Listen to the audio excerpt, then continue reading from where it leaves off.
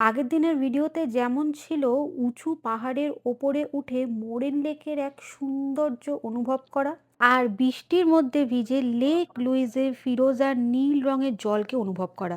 চলুন দেখে নিই আজকের ভিডিওতে কি কি থাকবে।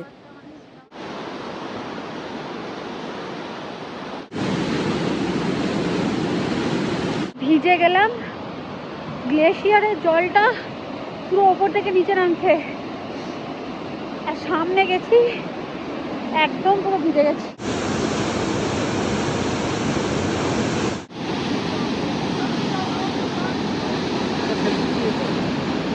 আগের দিন ব্লগটা শেষ করেছিলাম হচ্ছে লাঞ্চের আগে। আজকের ব্লগটা স্টার্ট করছি লাঞ্চের পরে। লাঞ্চে আমাদেরকে সময় দেওয়া হয়েছিল 1 ঘন্টা, কিন্তু মজার বিষয় হলো সেই 1 ঘন্টা আমাদের কাজে লাগেনি, তার অনেক আগেই লাঞ্চ সারা হয়ে গেছে। এর পিছনে একটা কারণ আছে, সেটা হচ্ছে প্রবাসে বাঙালিদের বেড়াতে গেলে লাঞ্চ করতে যাওয়া বা কোথাও খেতে যাওয়ার বেশ সমস্যা আছে। কারণ এখানে বিফ পর্কের অপশানটা অনেক বেশি, চিকেনের অপশানটা কম। আর এখানে যে ধরনের খাবার পাওয়া যায় সেই ধরনের খাবার বাঙালিদের খুব একটা মুখে রচে না। আর একটা জিনিস, সেটা হচ্ছে বাঙালিদের মনে এটাই হয় টাকা দিয়ে ভেজ খাবার কিনে খাবো, সেটাও আবার খুব একটা শান্তিসম্মত হয় না। সেই জন্য কিছুটা ফলাহার করে আমরা আবার গাড়িতে উঠে পড়লাম। এবারে আমরা যেখানে বেড়াতে যাব সেটা হচ্ছে ইয়োহো ন্যাশনাল পার্কের ন্যাশনাল ব্রিজ। তাহলে চলুন দেখা যাক এই ইয়োহো ন্যাশনাল পার্কের ন্যাশনাল ব্রিজ আমাদের জন্য কি অপেক্ষা করে। কিন্তু আশেপাশের যে ভিউটা, সেটা কিন্তু অনবদ্য লাগছে, ভীষণই সুন্দর লাগছে। আর এখন আমরা যে রাস্তাটার ওপর দিয়ে যাচ্ছি এটা কিন্তু ব্রিটিশ কলম্বিয়ার সাথে একদম কানেক্ট করে। এই ইয়োহো ন্যাশনাল পার্কের ন্যাশনাল ব্রিজে কিন্তু আমাদের বলিউডের একটা বিখ্যাত সিনেমার গানের শুটিং হয়েছিল। কী গানে শুটিং হয়েছিল সেটা কিন্তু আপনারা আমাকে কমেন্টে লিখে জানাবেন, না পারলে আমি নেক্সট ভিডিওতে অবশ্যই বলবো। আচ্ছা, তো আমরা এবারে যেখানে এসেছি সেটা হচ্ছে ইয়োহো ন্যাশনাল পার্কের ন্যাশনাল ব্রিজ। তো ইয়োহো ন্যাশনাল পার্কের ন্যাশনাল ব্রিজ হলো এটা। পুরো জায়গাটা জুড়েই ওই একই ফল, ওয়াটারফল আমার তো একই রকমই লাগছে, বো রিভারের যেরকম সেরকমই। চলো একবার ঘুরিয়ে চট করে দেখিয়ে দিই। নদীর জলটা ওদিক থেকে এসছে, পুরো এখান অবধি যাচ্ছে, এই সাইড অবধি পুরো যাচ্ছে, পুরোটা একবার ঘুরিয়ে দেখিয়ে দিই। এই ওপরে মাউন্টেন, মাউন্টেনের মধ্যে দেখি সুন্দর ঝর্ণা, যেন মনে হচ্ছে কোথাও একটা সিনেমার শুটিংয়ের জায়গাগুলো যেরকম হয় সেরকম। আর এখান থেকে এটা যাচ্ছে হচ্ছে এই যে ব্রিজটা আছে তোলা দিয়ে ওইখানটায়। হ্যাঁ, নামবো। হ্যাঁ,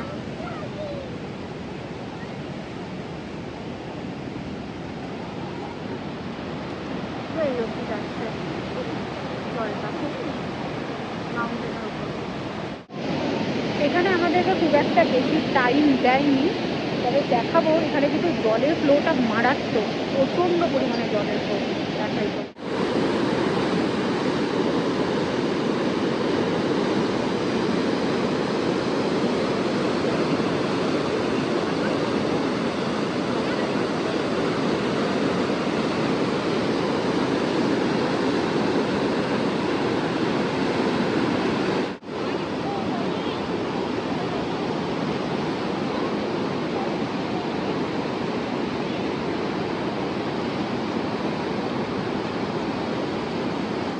অনেক দূর হেঁটে হেঁটে একদম ওয়াটারফলসের সামনে চলে এসেছি।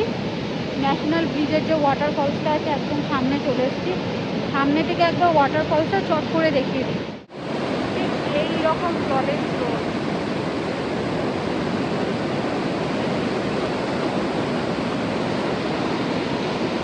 খুবই সুন্দর। কিন্তু সব রকম সব জায়গাগুলো না অনেকটা প্রায় একই ধরনের জায়গা।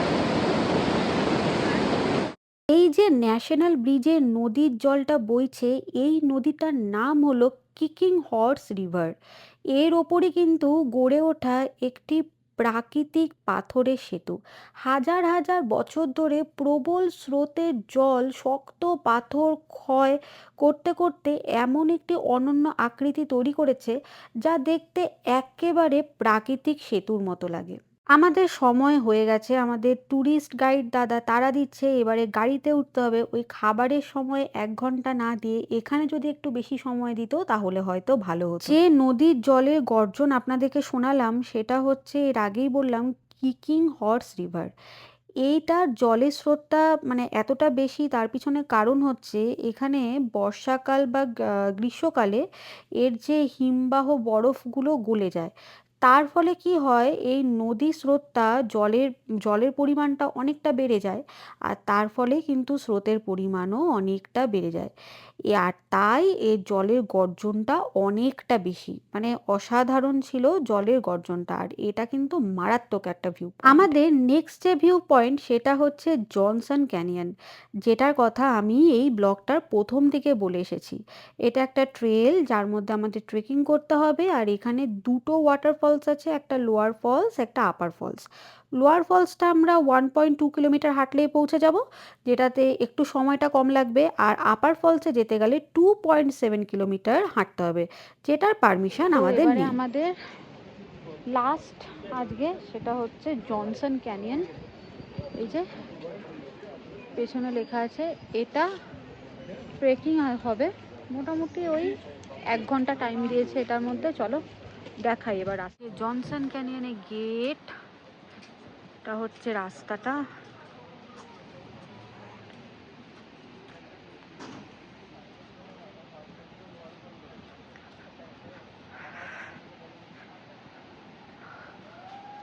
পুরো ওয়াইল্ড লাইফ, এটা একটা অন্যরকম ট্রেকিং।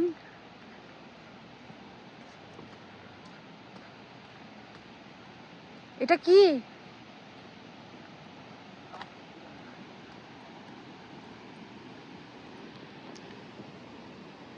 কানাডাতে এসে আমি কাক দেখতে পেলাম, কত বড়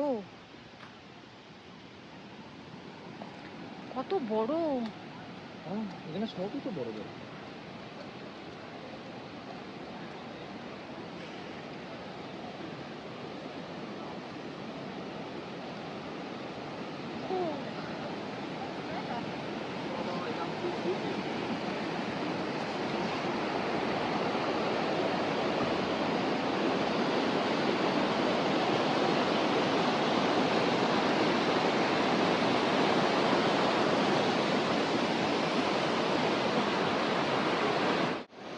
জনসন ক্যানিয়নের সবচেয়ে বড় আকর্ষণ যেটা হলো সেটা হচ্ছে এই যে কাঠ ও লোহার তৈরি ঝুলন্ত যে পথ বা এই ব্রিজ বলা যেতে পারে, বা সব ক্যাটওয়াকও বলা যেতে পারে। এটা ধরে ধরে হাঁটতে হাঁটতে না একেবারে সামনে ঝর্ণার কাছে পৌঁছানো যায়। আর গোটা রাস্তাটা জুড়ে একটা অসাধারণ ভিউ, অসাধারণ ট্রেকিং হচ্ছে। মানে এটা একটা অন্যরকম এক্সপিরিয়েন্স। এই জনসন ক্যানিয়নটা কিন্তু আবার ব্যান্ড ন্যাশনাল পার্কে কিন্তু অবস্থিত। আর প্রতি বছর এখানে হাজার হাজার পর্যটক আসে, কেন জানেন? এর ওয়াটারফলসটা অনুভব করতে। মানে এই যে গোটা রাস্তাটা আছে, চারিদিকে পুরো জল যাচ্ছে, ঝর্ণা যাচ্ছে, আর সেটাকে উপভোগ করতে হাজার হাজার মানুষ আসে। আজ বুঝতে পারলাম কেন মানুষ আসে এখানে। ভীষণই সুন্দর জায়গাটা। এখানে তো এটা তো সবে শুরু, এখন তো ওপর অবধি আমরা যাব, ওপরে গিয়ে তো আসল ভিউটা আছে।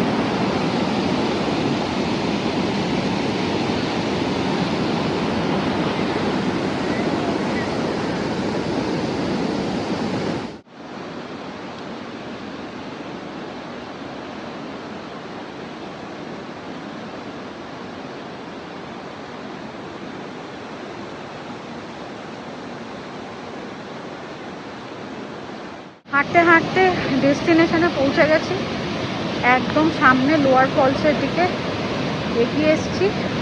বৃষ্টির জন্য সামনেটা কাদা হয়েছে, তো সামনে যাব, সামনে গিয়ে দেখাচ্ছি।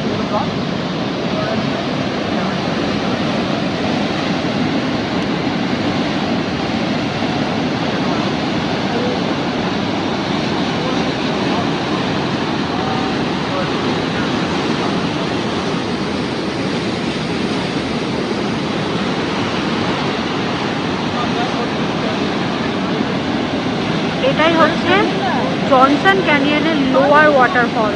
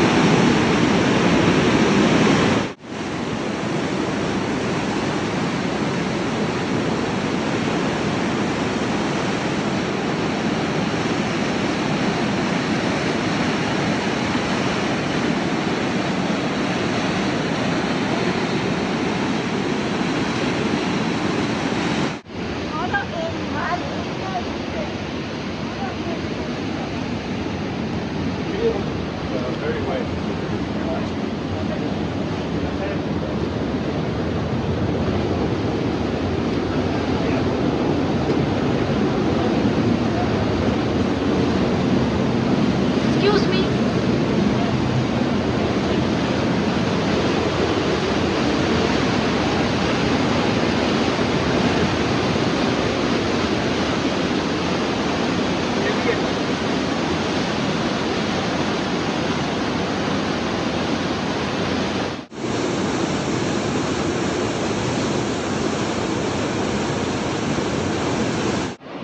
পুরো ভিজে গেলাম, গ্লেশিয়ারের জলটা পুরো ওপর থেকে নিচে নামছে, আর সামনে গেছি একদম পুরো ভিজে গেছি, প্রচণ্ড ঠান্ডা, হাত ফাতগুলো পুরো যেন জমে গেছে, এতটা ঠান্ডা জল, খুব কষ্ট।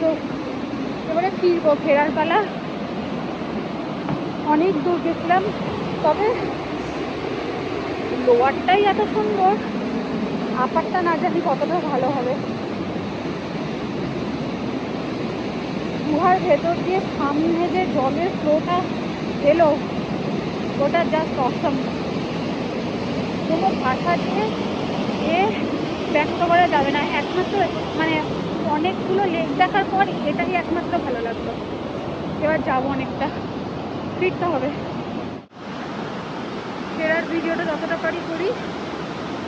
এইরকম একটা ট্রেকিং লাইফ টাইম মনে থাকবে, বাট খুব সাবধানে যেতে হবে, তাহলে পা কিন্তু পিছলে যেতে পারে।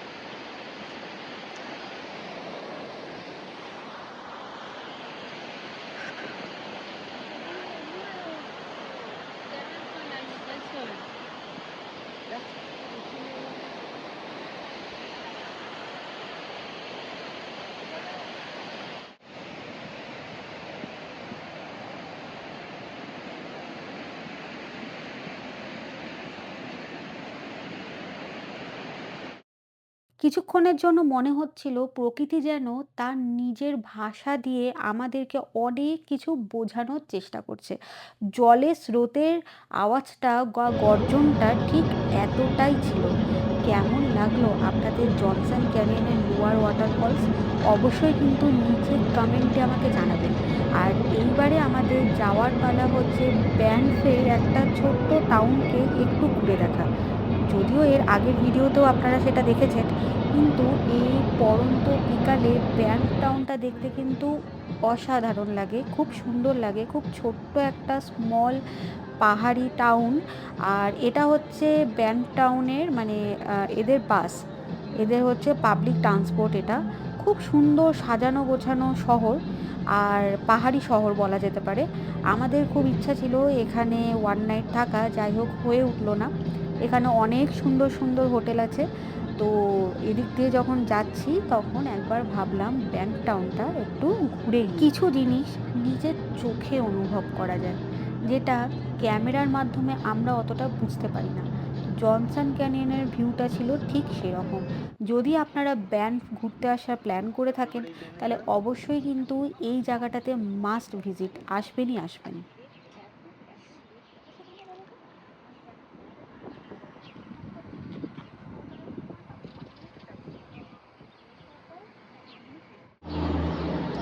জনসন ক্যানিয়নের ট্রেকটা থেকে একদম পুরো দৌড়ে দৌড়ে আমরা গাড়িতে চেপেছি, প্রায় মোটামুটি 5 মিনিট তো লেট করেছি।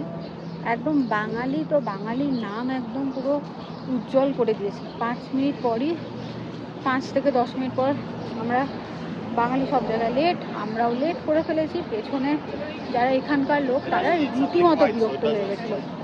আমরা প্রত্যেকটা স্পটে যাচ্ছি 5 মিনিট করে লেট করে ফেলেছি।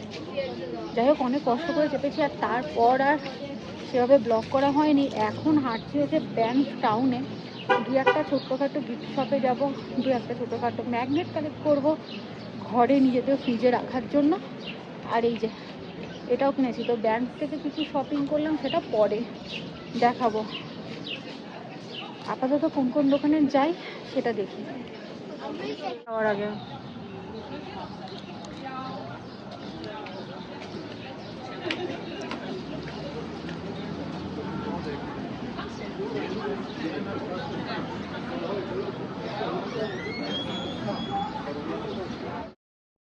বাড়ি যাওয়ার রাস্তায় আমরা রওনা দিয়ে ফেলেছি। এখনও মোটামুটি আরও 3 ঘন্টা রাস্তা আমাদেরকে যেতে হবে, তবেই কিন্তু আমরা ক্যালগেরিতে পৌঁছাতে পারবো। কেমন লাগলো আজকের এই ব্লগটা? আজকে আমাদের সাথে আপনাদের জনসন ক্যানিয়ন ইয়োহো ন্যাশনাল ব্রিজ ঘুরে কেমন লাগলো সেটা অবশ্যই কিন্তু আমাকে নিচে কমেন্টে জানাতে ভুলবেন না। আর আমার ভিডিওটা ভালো লাগলে একটা সাবস্ক্রাইব করে দেবেন।